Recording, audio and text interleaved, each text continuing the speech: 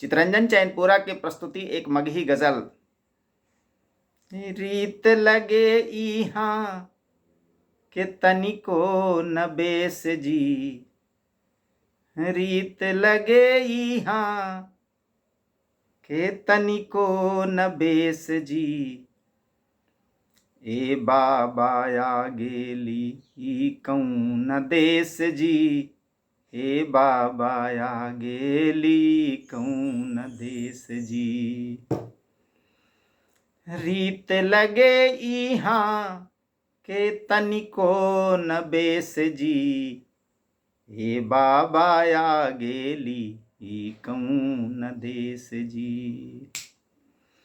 मिलले न नैहर के, मिलल न नैहर के एको संदेश जी, ए बाबा आ गेली ई कौन देश जी, ए बाबा आ गेली ई कौन देश जी। रीत लगे इहाँ के तनिको न बेस जी, ए बाबा आ गेली ई कौन देश जी।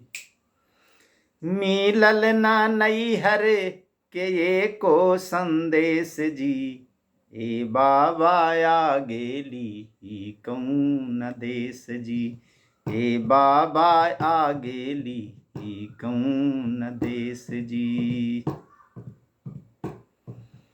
कांचे उमरे अभी बारी कुमारी, अचके में आ गेली अन करे दुआरी। कांचे उमरे अभी बारी कुमारी, अचके में आ गेली अन करे दुआरी। हमरा के छोड़ पिया, हमरा के छोड़ पिया बसे परदेस जी, ए बाबा आ गेली ई कौन देश जी। हमरा के छोड़ पिया बसे परदेस जी, ए बाबा आ गेली ई कौन देश जी, ए बाबा आ गेली ई कौन देश जी। रीत लगे इहाँ के तनिको न बेस जी, ए बाबा आ गेली ई कौन देश जी।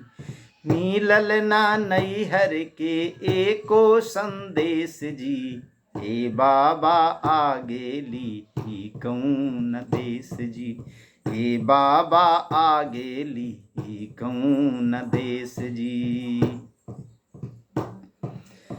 पेन्हल चुनरिया में लग गेलै दगिया, दिन रात दह दह दह कैत अगिया।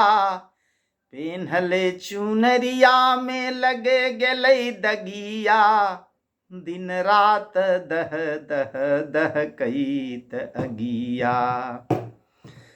रोज कचहरिया में, रोज कचहरिया में होय परे पेश जी, ए बाबा आ गेली ई कौन देश जी।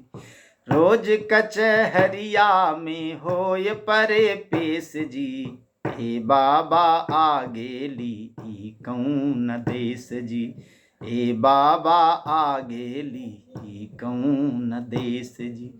रीत लगे इहाँ के तनिको न बेस जी, ए बाबा आ गेली ई कौन देश जी। मिलल ना नैहर के एको संदेश जी, ए बाबा आ गेली ई कौन देश जी। दिन दुपहरिया न मुंदाली नैना, रतिया न सिजिया मिलल चित चैना। दिन दुपहरिया न मुंदली नैना, रतिया न सिजिया मिलल चित चैना। भरमई तभेल,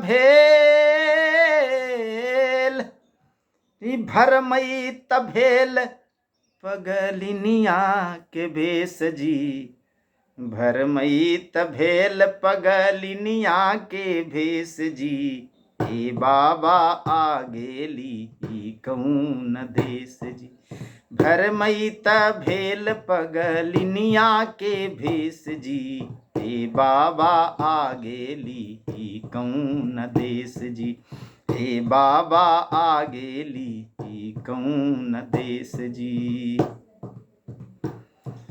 रीत लगे इहाँ के तनिको न बेस जी, ए बाबा आ गेली ई कौन देश जी, मिलल ना नैहर के एको संदेश जी, ए बाबा आ गेली ई कौन देश जी, रीत लगे इहाँ के तनिको न बेस जी, ए बाबा आ गेली ई कौन देश जी।